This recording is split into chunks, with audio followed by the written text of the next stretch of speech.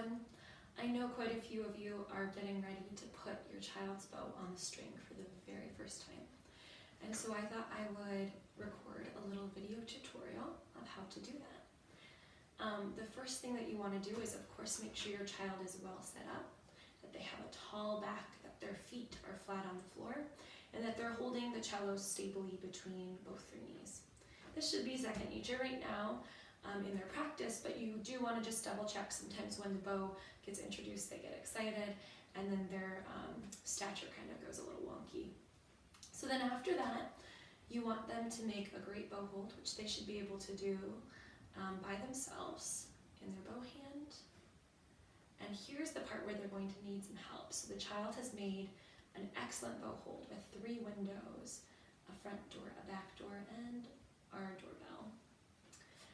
And here you're going to grab the child's bow in both hands, standing in front of them, and you're going to tip the bow over to the D string. We always start on the D string.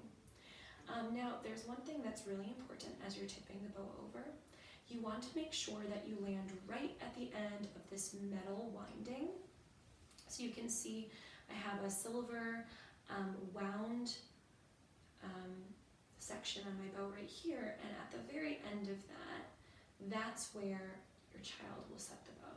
So together you tip the bow over and land right there. That's our start portion.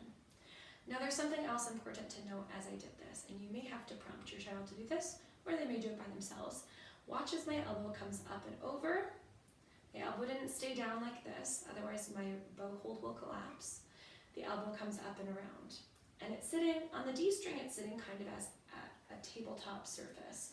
There's a slight downward slant from the shoulder to the elbow, to the wrist, to the top knuckle of the pinky. But it's not as high as the A string or as low as the G.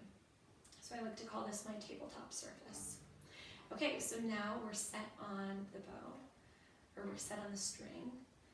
And there's one more thing that you want to check here, and it's that the bow creates a beautiful T shape with the string. So it should be perpendicular to the string. And sometimes our bows will go like this, or our bows will go like this. And it's very hard, nigh impossible, to produce a good sound that way. So we want to make sure that it's perpendicular. So you might do this 5 times, or however many years old your child is. So you'll have them create their beautiful bow hold up in the air. Together, you tip over and set it at the end of the metal winding. You check to make sure it's perpendicular, and then you're all set.